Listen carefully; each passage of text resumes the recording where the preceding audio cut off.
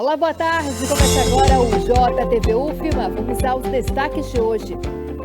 Trabalhadores rurais realizam protesto contra a violência no campo e a passeata percorre as ruas de São Luís em direção ao Palácio dos Leões.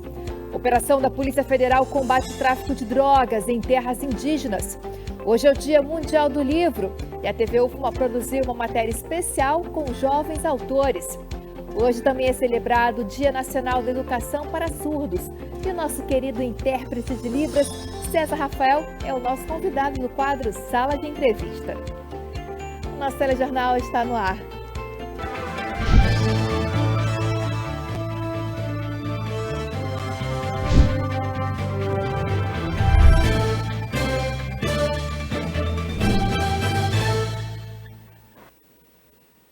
Terça-feira, 23 de abril, vamos aos destaques de hoje com um giro de notícias. A Polícia Federal cumpriu o mandado de busca e apreensão no município de Grajaú. A Operação IEP reprime os crimes de tráfico de drogas, associação voltada para o tráfico e organização criminosa praticados em terras indígenas. Foi cumprida uma medida cautelar de busca e apreensão no interior da terra indígena Bacurizinho, que servirá de base para a continuidade das investigações. Os investigados podem responder a crimes cujas penas somadas superam 38 anos de prisão. Na manhã de hoje, em São Luís, a Federação dos Trabalhadores Rurais, Agricultores e Agricultoras Familiares do Estado do Maranhão e os 215 sindicatos filiados realizaram o Grito da Terra Maranhão 2024. Os manifestantes reivindicam segurança, proteção ao meio ambiente e bem viver no campo. No ato, vários agricultores e agricultoras familiares de todo o Maranhão seguiram em caminhada nas avenidas da capital maranhense até o Palácio dos Leões, pedindo por políticas públicas efetivas, programas e leis propostas no caderno de pauta do Grito da Terra Maranhão 2024. Um princípio de incêndio foi registrado na noite desta segunda-feira em uma unidade de saúde no Pátio Norte Shopping, em São José de Ribamar. Um vídeo feito no local mostrou que os brigadistas tiveram que arrombar a porta da unidade de saúde para combater o incêndio. Segundo o Corpo de Bombeiros, o fogo teve início em um aparelho de ar-condicionado e foi controlado inicialmente por uma equipe de brigadistas que realizou as primeiras ações de combate. Em seguida, os bombeiros fizeram um trabalho de controle do princípio de incêndio. Em nota, o Pátio Norte Shopping informou que o entorno do estabelecimento foi isolado e que não houve feridos, apenas danos materiais. Vamos falar agora sobre a Covid-19. Apesar da melhora significativa no cenário, a Covid ainda mata 10 vezes mais do que a dengue no Brasil. Os dados são do Ministério da Saúde. A pasta anunciou a compra de novas vacinas contra a Covid-19 e vamos saber mais informações agora com o repórter Robert Oliveira. Boa tarde, Robert. Oi, Ana, boa tarde a você, boa tarde a todos que nos assistem pelo JTV UFMA. Isso mesmo, o Ministério da Saúde confirmou a compra de 12,5 milhões de doses de vacina contra a Covid-19 da farmacêutica Moderna. Os imunizantes devem chegar aí nos próximos 15 dias para a população. A pasta informou que esse processo de compra da nova remessa iniciou lá em dezembro de 2023, quando a Agência Nacional de Vigilância Sanitária, Anvisa, aprovou a mais recente versão do imunizante. Em nota, o Ministério informou também que essa foi a primeira vez que empresas farmacêuticas disputaram o fornecimento de vacinas contra a Covid. Todas as aquisições anteriores eram feitas apenas por uma empresa, então o governo precisava aí pagar o valor que era determinado por essa empresa. Com isso, né, com essa possibilidade de concorrência, o governo teve aí uma economia de 100 milhões de reais. Agora vamos aos números, né, de casos e óbitos da Covid-19. De acordo com o boletim do Ministério da Saúde, em 2024, até o último dia 13, foram notificados 566.978 casos e 3.012 óbitos. Existe uma tendência aí de estabilização ou queda dos números, mas o Ministério da Saúde continua recomendando a manutenção do esquema vacinal e também o uso de máscaras para pacientes que apresentam os sintomas aí da Covid-19. Essas foram as informações de hoje, Ana. Eu volto com você. Obrigada, Robert. Termina hoje o mutirão Imposto de Renda Solidário, uma iniciativa que acontece em um shopping da capital, para ajudar o contribuinte na declaração do imposto de renda. E a ação acontece de forma gratuita. Declarar o imposto de renda é uma obrigação que tira o sossego de muita gente. Mas para descomplicar, esse espaço em um shopping de São Luís foi aberto ao público para tirar todas as dúvidas sobre o assunto. Nosso principal objetivo é conseguir trazer a comunidade para dentro da universidade, tá? Proporcionando a essa comunidade um atendimento sobre o imposto de renda, né? Tirando todas as dúvidas, fazendo a declaração do imposto de renda de forma gratuita, convertendo esse atendimento em 1 quilo de alimento não perecível. O mutirão do Imposto de Renda Solidário também serve como um momento de prática para alunos de uma faculdade de São Luís. Simplesmente a gente faz com amor, é uma profissão que a gente escolhe por amor. Contabilidade a gente pensa que é números, mas não, é ajudar o próximo no básico. O Imposto de Renda Solidário vem para dizer isso. São pessoas que têm dificuldade em fazer e a gente acaba vindo colocar a prática, né, e a gente acaba descobrindo que é um amor à primeira vista. De coração, não tenho nem palavras para expressar. A declaração deve informar os rendimentos tributáveis e não tributáveis recebidos ao longo de 2023. Segundo o painel do governo federal, até o final do prazo, a Receita deve receber 43 milhões de declarações. Os contribuintes que não entregarem no prazo estabelecido podem sofrer consequências. Além de ficar, digamos assim, com o nome sujo perante a Receita Federal, você paga uma multa que ela pode variar de 1% até 20% do valor devido ao imposto de renda. E caso você tenha algum valor a ser restituído, essa multa também é descontada. Ou seja, se você tivesse algum valor a ser recebido, você já seria penalizado pelo simples fato de não ter declarado até o dia 31 de maio. É obrigado a declarar neste ano o cidadão que recebe rendimentos tributáveis acima de R$ 30.639,90 por ano. Quem recebe até 2 salários mínimos. O prazo final para a entrega é dia 31 de maio. E hoje é o Dia Mundial do Livro. A data reforça a importância da leitura e o papel fundamental que os livros desempenham em nossas vidas. E vale destacar que o leitor e futuros autores também são formados ainda na infância. Vamos conferir agora mais na matéria de Robert Oliveira, com produção de Linda Rodrigues. Cada abrir e folhear é um mundo que se descortina. Tantos personagens, cenários, enredos, quantas histórias cabem nessas páginas. E para muita gente o livro não é só mais um passatempo, é coisa séria. Caso dessa escritora, que desde os 13 anos mergulhou nesse mar de palavras e ideias e não saiu mais. Escrever para mim foi só mais um passo, assim, eu já gostava muito de ler. E aí eu comecei escrevendo aos 13 anos, né? Também incentivada pela escola. A escola teve um papel muito fundamental também nessa minha jornada aí pela literatura. Apesar de ter a literatura no sangue, Dea reforça a importância de praticar a leitura desde muito cedo. A leitura me ajudou, né? Acho que o começo de tudo sempre foi a leitura. E aí escrever o livro foi só mais um passo. Eu sempre gostei, eu cresci numa casa em que eu fui muito incentivada a ler, né? A ter esse hábito de leitura. Então, até mesmo antes de eu começar a ler, a minha mãe já lia para mim. Então, a gente foi criando esse hábito, ela foi criando esse hábito junto comigo. Bom, os livros são uma espécie de portal que abre a mente humana para o conhecimento do mundo, né? Não há possibilidade da gente conhecer uma época passada, uma outra cultura, um mundo estranho a nós, que não seja pelo mundo do texto, seja ele, claro, verbal ou não verbal. E o livro, claro, é um veículo especializado em justamente mostrar o mundo a todos nós. A prática da leitura geralmente é estimulada a partir dos primeiros anos de vida dentro de casa. Com o Nilson e o Benjamin, pai e filho, a situação não foi diferente. Mas aqui o incentivo foi tão forte que agora os dois dividem a assinatura de um livro infantil. A parceria agora não é apenas familiar, mas literária também.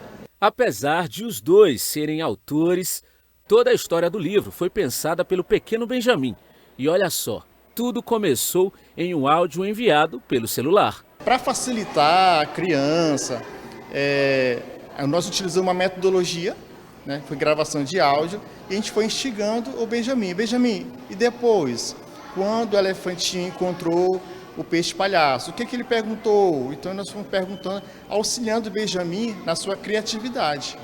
O Benjamin não é muito de falar, prefere escrever. Resumiu a história do livro em poucas palavras. Fala sobre família, amizade, cores e números. É o preguinho. Ele é o quê? Um elefante. E no final ele ganha um presente. A Gisélia costuma trazer os filhos para visitar a biblioteca.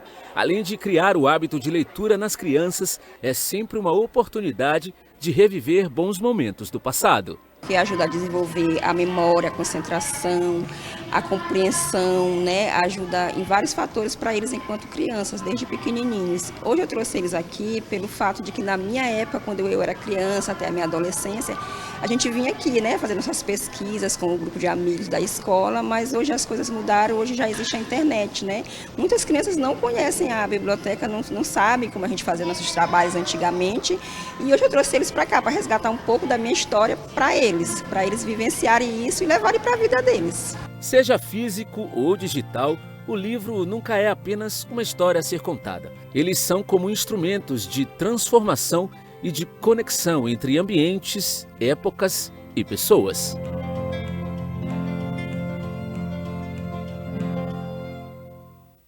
Importante estimular a leitura na infância, seja em sala de aula e principalmente dentro de casa.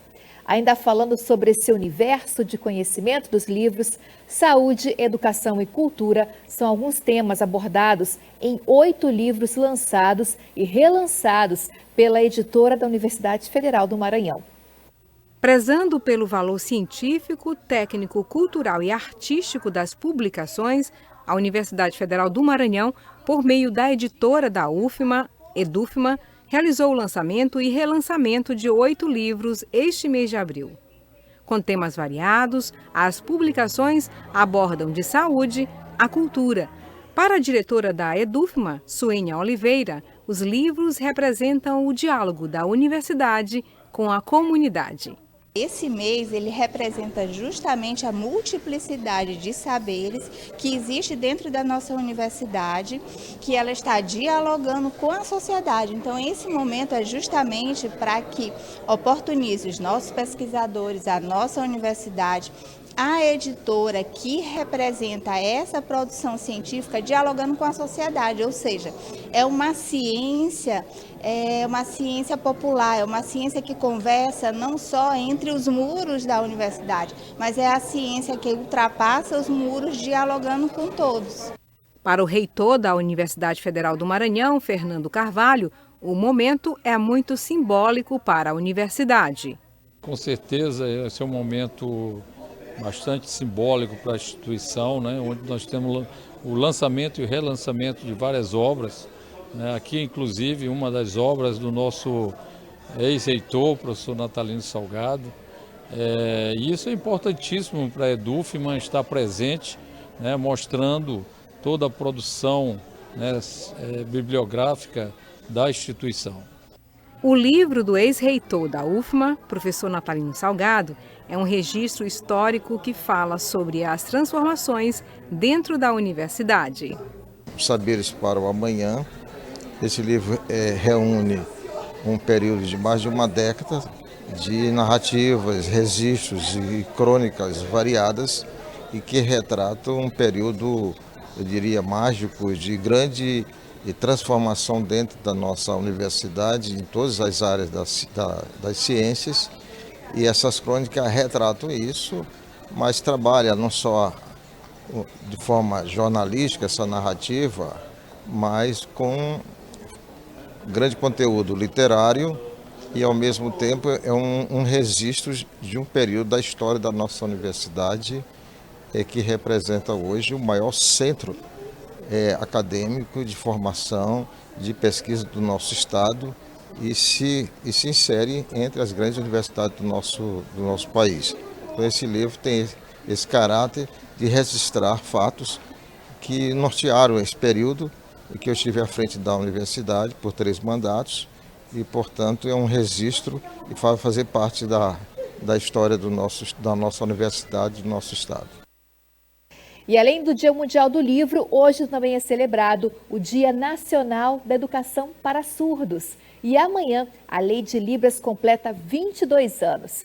O nosso telejornal, o JTV UFMA, é o único no Maranhão que tem intérprete de Libras, o nosso querido César Rafael, que sempre me acompanha aqui na nossa janelinha de Libras. E ele é o nosso entrevistado de hoje do quadro Sala de Entrevista com a jornalista Luísa Rabelo.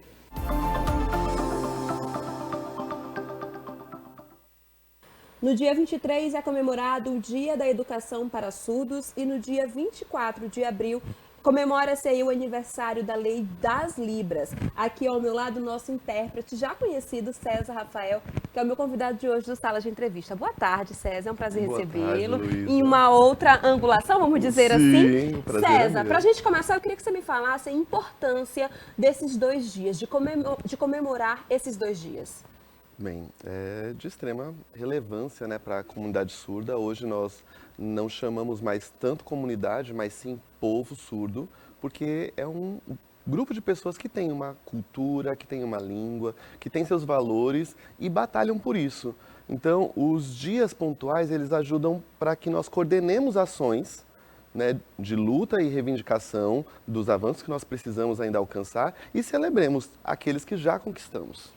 Gente, como eu comecei falando, o César já é conhecido aqui da gente, da TV UFMA. Você aí de casa também deve conhecer, você que acompanha o JTV UFMA. E César, somos o primeiro telejornal universitário, né, do Brasil a ter Libras. Somos o primeiro jornal do Maranhão também a possuir esse equipamento. Eu queria que você me falasse um pouquinho da importância disso para esse povo, para essa comunidade. Bem, a Libras é uma língua e ela é meio, como toda língua, ela é meio de comunicação. Então, você comunica algo a alguém. Então, ela por si só não se esgota.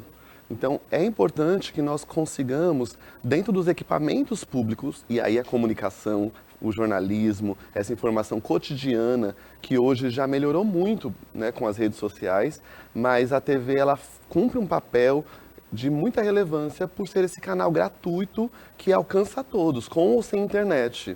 Então, o jornal dar esse passo, né, a TV acaba acertando muito, né, dando esse passo, incluindo um profissional que torna bilíngue, que torna acessível um conteúdo que já vinha sendo produzido com qualidade, né, matérias, quadros que falam da nossa realidade local, que publicizam isso, e agora trazendo isso para uma comunidade que foi por muito tempo segregada. Né? O grande ponto, né, de sofrimento, de angústia da comunidade surda é exatamente esse, eles ficarem à margem da comunicação, das notícias, do que está acontecendo, né, no caso aqui em São Luís, no Maranhão, né, no Brasil e no mundo.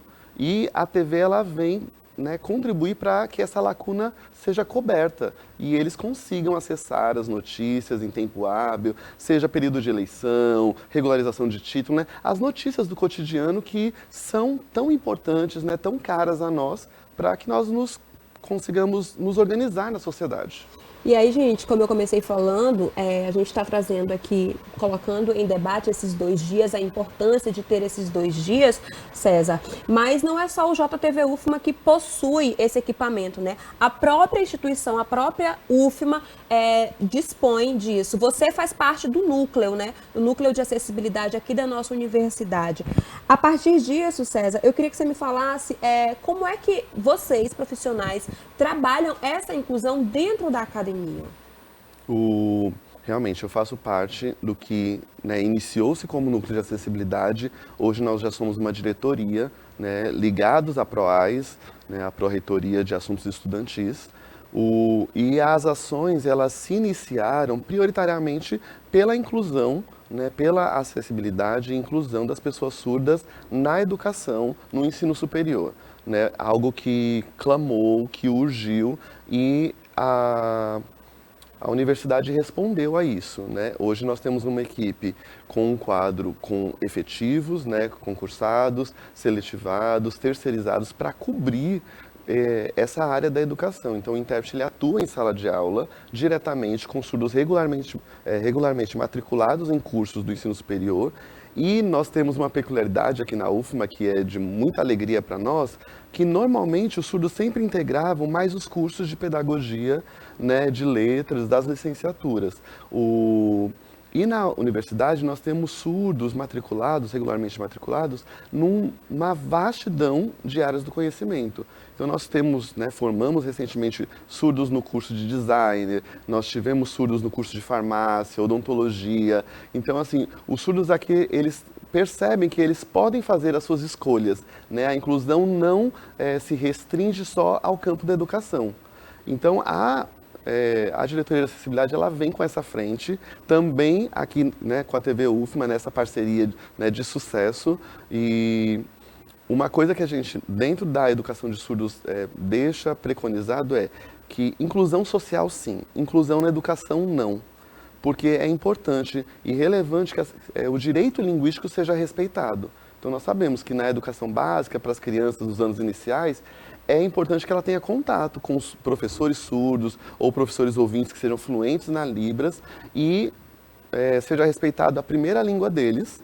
E, claro, o português também deve ser ensinado, né, como segunda língua. E aí, para isso, precisa de um método específico para que ele esteja preparado para ingressar no ensino superior. E aí, sim, poder estar com intérprete de Libras e ter, assim, um ingresso, uma permanência e uma conclusão com êxito e sucesso. A gente está falando aí de 22 anos, é isso? Da lei das Libras? De Libras, né? A lei da Libras, a gente costuma ler, né, como sigla, né? O brasileiro tem esse costume, né? A gente lê uma palavra como... uma sigla como palavra, né? Então a gente fala Libras. Mas a Libras, ela significa Língua Brasileira de Sinais. Então o S aí não faz plural. Ele vem representando a força dessa língua que não é oralizada, né? Que ela é sinalizada, que ela é produzida com o corpo, que ela é percebida pelo olhar, né? Por esse campo de visão e por isso tão rica, né? A gente também ressalta que são 22 anos da oficialização da lei, mas a Libras ela sempre esteve aí. Né? Então é uma luta muito anterior a isso, mas claro que a gente se apega nesse instrumento legal que foi abrindo cada vez mais portas, né, para esse ingresso. E César, a gente está falando também do Dia Nacional da Educação de Surdos. Você, como parte dessa comunidade, entendendo os anseios, como é que é dedicar um dia para a educação dessas pessoas e qual é o impacto disso no dia a dia? Um momento que a gente consegue coordenar ações. Né, e pensar no que se avançou e no que precisa se melhorar. A educação de surdos sempre, a área da educação sempre foi esse campo de batalha, né, das políticas linguísticas para que se faça entender não só, só as questões da língua, mas que as questões linguísticas estão atreladas a outros valores, como nós falamos, culturas, né, hábitos, forma de perceber e estar no mundo. Então, as pessoas surdas, elas são pessoas que têm uma percepção diferente. Nós coexistimos na sociedade, nós temos uma cultura próxima, porque estamos no mesmo país, né, no mesmo território, e aí compartilhamos costumes, mas também temos percepções singulares. A educação para os surdos, ela sempre foi, né, ao longo dos séculos, não dos anos, mas ao longo dos séculos, uma grande batalha. Por quê? Ela sempre foi imposta por uma comunidade majoritária, né, no caso os falantes de línguas orais, da forma que eles achavam que seria melhor para os surdos. E os surdos vieram lutando ao longo desses anos, desses séculos, para que eles se empoderassem, como nós temos hoje, surdos doutores, mestres, e nós nos orgulhamos disso, para que eles dissessem, não, a educação ela deve funcionar assim, porque é assim que nós conseguimos perceber. Tanto que essa preconização, né, dessa frase que eu falei anteriormente, educação, inclusão social, sim. O surdo quer estar incluído na sociedade, quer participar de todas as coisas. Mas inclusão na educação, não. Porque a metodologia de ensino para o surdo, ela precisa ser diferente. Eu não posso colocar todo mundo numa sala de aula, com experiências diferentes, com línguas diferentes, e não valorizar os aspectos inerentes daquela língua. Um exemplo o ensino, né, básico, você trabalhar onomatopeia, que são o som dos bichos, né, o som das coisas, da natureza. Para o surdo isso não faz muito sentido, não é que não possa ser trabalhado, mas sobre um outro olhar, sobre um outro aspecto de um sujeito que não tem essa vivência sonora. E valorizar também a língua dele, porque como língua nós precisamos ser alfabetizados, né? Nós não recebemos o dom, até hoje estudamos, nos debruçamos sobre a língua portuguesa, né, para melhor falar, melhor comunicar e escrever. Ela é um desafio desde que nascemos. A língua de sinais também, ela é uma língua, ela tem regras e ela precisa formalmente ser ensinada. Isso não anula, né, o que nós temos no cotidiano, os falares familiares, né, os dizeres, as gírias, né, essas questões tão peculiares a nós. Mas nós temos uma formalização do ensino. Então, ter um dia que nos faz refletir, leva a consciência de maneira mais geral à sociedade sobre isso e repensa, né, se debruça repensando como que está acontecendo, o que podemos melhorar, é de extrema relevância, né? Então, César, parabéns pelo seu trabalho, né? O trabalho que tu vem desenvolvendo dentro da academia e o trabalho que você vem desenvolvendo aqui também junto com a gente do JTV UFMA. Parabéns. É um prazer para mim poder ser esse agente, né? Um embaixador, né, de dois povos ali, né? Falando sobre o povo, né, ouvinte, assim nós chamamos quem não é surdo, para os surdos, explicando esse universo e falando para os ouvintes, né, hoje nessa oportunidade, conscientizando mais pessoas sobre a cultura surda, a identidade, a língua, e isso só nos enriquece. E como eu diria, obrigada. Ana, eu volto com você. Obrigada, Luísa. Obrigada ao querido César Rafael, que sempre está aqui com a gente. É uma honra trabalhar com você, César. Parabéns pelo seu trabalho. E o nosso telejornal termina por aqui, mas você pode rever nossas reportagens e entrevistas no YouTube e no Instagram da TV UFMA. Acompanhe também um resumo com as principais notícias do dia no programa Destaques, JTV UFMA às 18h30. Acompanhe também hoje, logo após o nosso telejornal, a reprise do programa Assunto em Pauta, sobre as ações da PROEC e PROAS. E também tem o Sem Filtro com Marcelo Tavares, que é presidente do TCE Maranhão. Uma ótima terça-feira para você.